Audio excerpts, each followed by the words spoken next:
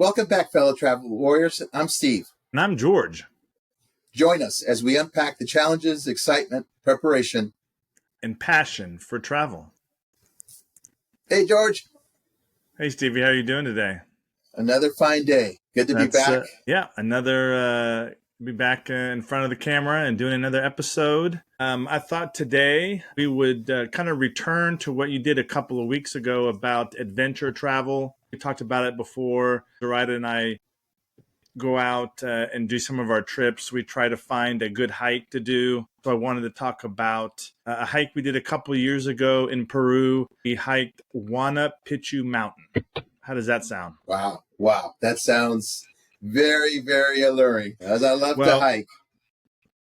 Well, let's just jump right into it. Zoraida and I did take a trip to Peru in May of 2022. And it was to go to Machu Picchu.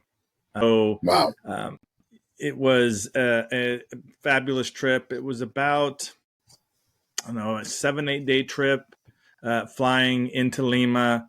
From Lima, we took another flight to Cusco. From Cusco, we took a train to Aguascalientes and stayed there. Then from there, we traveled to Machu Picchu. We took a short bus ride up to the mountain. So this episode is not really talking about the trip to Machu Picchu. It's more about the hike. So I'll jump into that.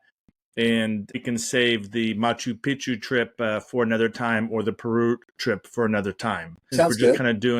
Since we're just doing a kind of adventure and kind of focusing on the hike. So I just want to jump in. When you see that cool picture of Machu Picchu, right? You see the ruins, you see the mountain in the background. A lot of people who have not been to that site probably don't realize that the mountain that's in the picture is actually called Huayna Picchu Mountain. Machu Picchu Mountain is actually behind you in that picture. Interesting. So, yeah, I didn't know that until I got there. So when you're on top of Huayna Picchu Mountain and look back at the ruins, then you'll see the Machu Picchu Mountain. So I thought that was pretty neat, something I didn't realize. So what we did is we visited Machu Picchu on Thursday, May 5th. So we got tickets for Machu Picchu and then the areas you can walk around. And then the next day, which was Friday, we had tickets to go hike the mountain. And it's actually, you can still do Machu Picchu, but it's another circuit, another area that you can walk through, and then you get to the mountain. So I'm glad we did both days, because the first day in Machu Picchu was cloudy. You couldn't get a really good picture, kind of the money shot that you all see. But on the second day, when we did the hike to the mountain, the weather was a little bit better, and we ended up getting a better shot of Machu Picchu. Anyways, so what is Huayna Picchu Mountain? Again, it's that mountain that you see in all the pictures of Machu Picchu. It stands about over 2,700 meters, or a little over 8,900 feet. It is up there. Okay, super high. Super high. One of the things is the altitude, right? Is if you're not used to it, hiking in high altitude could cause some issues. So we'll get to some of the safety tips for hiking that, but just know, it is high, and so pretty difficult. Steve, for you, who's in great shape and does hikes, probably not. But for someone like myself or Zoraida, who occasionally work out and really work out when we're doing these hikes every year, could be difficult. There are places where, at least 2 places that I recall, that you actually had to get down on your knees to crawl up to get to a certain area. There's a location called the Stairs of Death. Yes. Again, in what I've read before, it usually takes about 45 minutes to an hour to get to the top. Okay. Is it safe? It doesn't sound safe, but is it safe? It is safe. Now, when we hiked, the weather was good. There was no rain. not bad weather. But I would imagine if it's raining and some of the areas are slippery, it could be dangerous. Okay. So it wasn't anything where that I recall walking that, oh my gosh, I'm going to fall to my death or anything like that. It's just pretty steep. Zoraida and I were not out to break world records. So when it said to take 45 minutes to an hour, I think it took us about an hour and 15 minutes or so.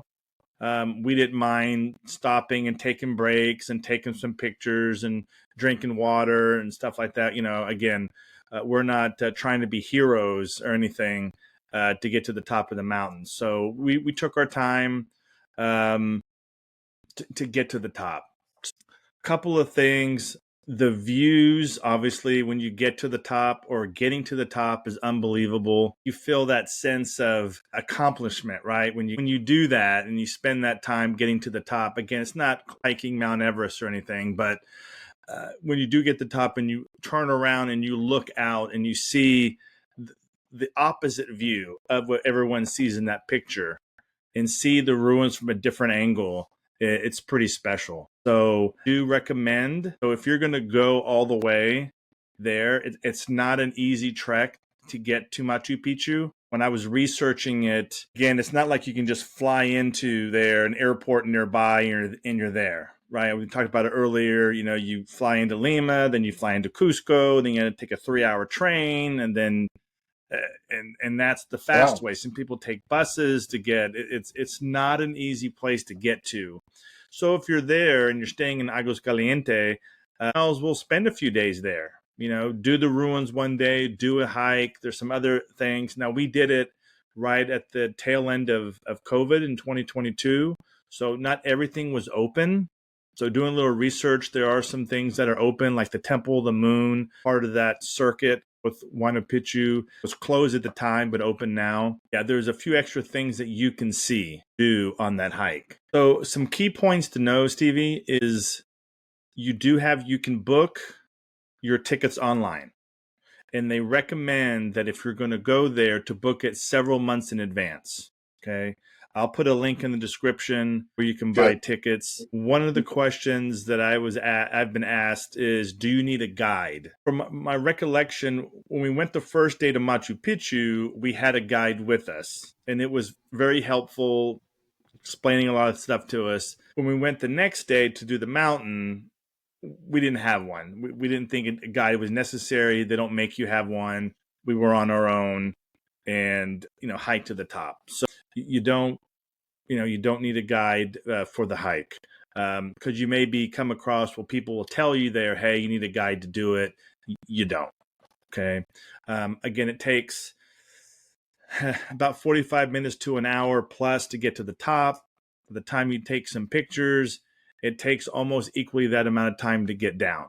Especially with all the views, all the picture taking, you can probably book about 2 to 3 hours worth of time to do that. I think they allow you 4 hours inside sort of the park. I say the park, the area. It's kind of your time limit, but you can get it done and down in about 3 hours. Yeah, I had a couple questions for you, George. Sure. When you say the peak or the summit is 8,900 feet, Mm-hmm. So where do you start? Is there a trailhead, or is there a mechanism that takes you closer to? I mean, are you climbing 8,900 feet? You're not climbing 8,900 feet because you're already starting pretty high. I Okay. think the ruins of Machu Picchu are, I think, if I remember right, it's about 6,800, 6,900. So you're really climbing The 2,000 difference. feet. Yes. And Yes. that's a pretty, I mean, you and I, as you recall, fondly remember, came to Phoenix for my 60th birthday. I've been here for 30 years plus and never climbed Camelback Mountain. And we did it on my birthday. So thanks again for that. But I believe that was almost 2,800 feet up from the ground level. So this is why when you're saying 8,900, wow, okay, I need to know, did you go from what distance from the beginning, from 0 to 89? Because that seems like it would take you several hours to get to 8,900 feet. Yeah. Was this an all-day excursion when you, for instance, left the hotel or your Airbnb? I can't remember where you stayed, but was this an all-day, 2-day event? Yeah. So when we went to Machu Picchu on Thursday, we spent a good portion of the day there. And then we stayed the night. And then we got up early. So it kind of leads me into the next thing I wanted to talk about are how many people do they let in? How many tickets? Okay. So the website says they allow up to 400 visitors a day. So that's why they ask to or recommend for you to book way in advance and don't wait to the last second, because Right. those time slots will be filled. Now, when I went on the website and I kind of looked ahead, let's say 3 or 4 months, only allowed. So let me back up. So they have 2 time slots that you can get tickets. One is basically at 7 in the morning, and another time slot for 9. And so on the website, it looks like it allows up to 150 slots for the morning and 150 for the 9 o'clock time slot. So that's 300. So they must keep another 100 somewhere in case something sells out. So we went. I believe we went at the 8 o'clock to 9 time slot. I guess it's kind of, you have to be there at that time, and then you have a little buffer before you have to start. And then what we did is we hiked that. You go through again the main gate to get to Machu Picchu, and then they have these different circuits where you walk around different areas of Machu Picchu. So it's kind of confusing on the website. You'll read something that said it's circuit 3, another thing you'll see circuit 4. But I'll just read what it says, or I'll just tell you what it says from the one part of the website where you get the tickets. It's circuit 3, and you go through a section of Machu Picchu, and then there's a trail that leads you kind of to the trailhead, Huayna Picchu Mountain. And then from there you go, and that's where it kind of starts the 45 minutes to an hour. George, can you describe the sensation of being in some of the main or the most famous area of Machu Picchu that you see in movies and travel guides, commercials, etc.? What was your observation and your feelings when you got there to that main area, as far as the climate, what you could see visually? What are your observations? In amazement, Steve. It was amazing. Perfect word.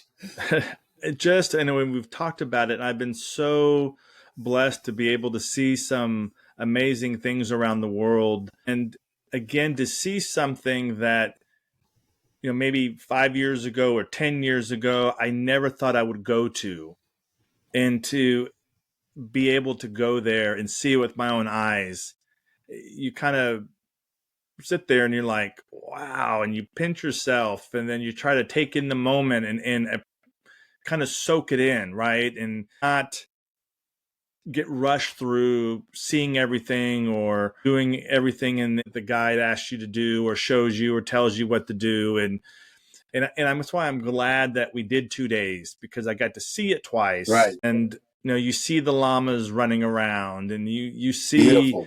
you don't see, like when you see that picture, what you don't see is the other mountains in the Andes. It's just not that. If they would pan to the left or pan to the right, you would see unbelievable. It was unbelievable views. Wow. Yeah, and there's also a river that's there, and it's the Urubamba River that you see, and it's just unbelievable. And then George, again, oh, yep. George, can you tell us about the again? When we were at the top of the summit at the Palm Springs aerial tramway, I can't remember. I think it was 8,500 feet. The climate was so much cooler, and it was fresh. So, is that similar to the temperature? I mean, was it? Did you wear a sweatshirt? Did you wear a puffer vest? What was that like? I think I just wore a long sleeve shirt, something like this, what I'm wearing, Okay. baseball hat, backpack, We brought lots of water with us, snacks, kind of typical, right? Sure. When you're going to go on the hike, make sure Right. you have good shoes, good, your sunscreen, make sure you got a hat. We went like in the beginning of May. I do recommend the best time to do the hikes or to visit is from the dry season, which is from May to September. So we were there in the beginning of May. The weather was nice. It just could be cloudy, right? When you're by mountains, it's always attracts clouds. So, and it's always changing. I mean, the clouds could be there for 30 minutes and the next thing you know, they're gone and then they're back. And so it's kind of just a hit and miss getting that good view. One of the things I looked and also was asked is how much does it cost? Okay. Yes. So when you go on their website, there's different tickets for different things. And the price I'm going to give you is for an adult foreigner, right? They have different price for someone that's there from Peru or the countries surrounding Peru. And then they have prices for children. So I went back and looked. So the admission to Machu Picchu itself on the first day was like $41.90 per person. So it came out to like 83.81. And to do Huayna Picchu Mountain was $60 a person. So about Wow. $120. Yeah. So altogether it was about $200 for both days. And that doesn't include the guide that we got on the first day. And I can't remember how much we paid the guide. Could have been $50. I don't remember. Looking at, and this was just 2 years ago, right? So I looked online what the prices are, and they've gone up. Of So, course. of course, right? So to do the circuit that we did for Machu Picchu went from $41 to $57, Wow. and to do Huayna Picchu went from $60 to $75 a person. It has gone up in a shorter period of time. But anyways, if that's your goal is to see Machu Picchu and see one of the seven man-made wonders of the world, you're gonna pay it. It's all part of it, and you just gotta you just gotta take it, right? Well, what can you do? It's the post-pandemic world that we live in now, and the cost of everything that's gone up. But I really can't wait to see some of the pictures that you're going to provide everyone, because that'll be just a incredible photo album, photo library to take a look at. And your description of what you felt, it says it all. Amazement. And that is the passion and the adventure of travel that keeps us wanting to go to the next place, that we know we're going to get that feeling of amazement, So and were there, I mean, obviously there were facilities there. Did you feel anything like it was very kind of that in that typical Americanized way, where you have the little, the gift shops well, I shouldn't say Americanized because that's everywhere you go, but some places that you go for a tourist at a tourist center has a lot more, things, flags or little miniatures, a restaurant.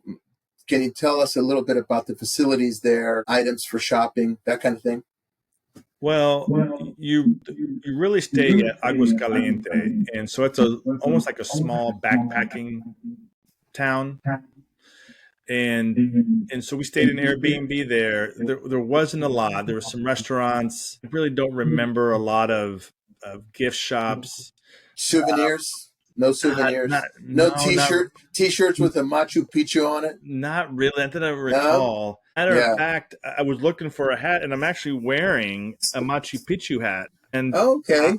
I think if I remember, I got it at the airport. I couldn't find a good hat. So, and then from there to get to you can either get to Machu Picchu two ways from Aguas Caliente is you can hike, which I think takes about an hour to hike up to the entrance, or you can take a bus that goes up these zigzag roads to the top, and it's about for an adult, it's like $32 round trip. Okay. So there's another added cost, right, to the $57 or the $75. So I don't remember it being that high 2 years ago. So maybe that price has gone up too, because we did it 2 days. So don't remember, just in general in Peru, the merchandise wasn't great. Nothing, for my taste. I don't think I even got a shirt. I didn't like the Peru logo that they have. It just wasn't me. I'd be getting it just to get it, but I would never wear it. Sure. So, I get it. so Sometimes anyways, in the moment you buy something and you realize, this is ridiculous. I don't know why I yeah, bought this. yeah, When you get it back home, right? yeah. We And did I've get I've some. been guilty of that. Yeah, we did get like a little llama Oh, souvenir. We okay. have, but really nothing to Yeah. wear outside of this hat. So, Sure. but that was the hike. I do recommend that hike for anybody that loves hiking. Again, if you're going to go all the way there, um, yeah, do it. It's a great view of of what the ruins look like from the other side. Again, I'll post pictures. Again, you see a bunch of llamas. We posed with some llamas that were nice enough to Nice. let us pose with them, and it was a great experience. So I'm not sure if I'll go back, and Hmm. not because I didn't want to. It's just a long journey. Yeah, Uh, that's the next question I was going to ask you before we wrap up. From Tulsa to Lima, how many hours? I mean, in Tulsa, we flew Southwest through Houston to Miami, and then we changed on an American Airlines flight. That is a 5 hour flight from Miami to Lima. And then you stay the night. We stayed the night at the airport or hotel near the airport. Got up the next day, took another flight. I believe it was an hour and Wow. a half, two That's hours to Cusco. And then from there, we you get on a train, and it's at 3 hours through the Andes. And wow. then you're Aguas Caliente, and then you check in. I mean, it's a long road. So would I do it again? Would love to go back to Cusco and do some other things. They have these rainbow mountains that's nearby. Some other things nearby Cusco in the opposite direction that I would go there again sometime. But anyways, again, I recommend the hike, Stevie. I think you would love it, and Oh, I'm sure I would. I'll post pictures. Look forward to seeing them. Well, thank you for joining us, and please join our ever growing community of travel warriors, and let's keep this journey going. And don't forget to like, share, and subscribe, and stay updated on our latest episodes. Until next time, safe travels.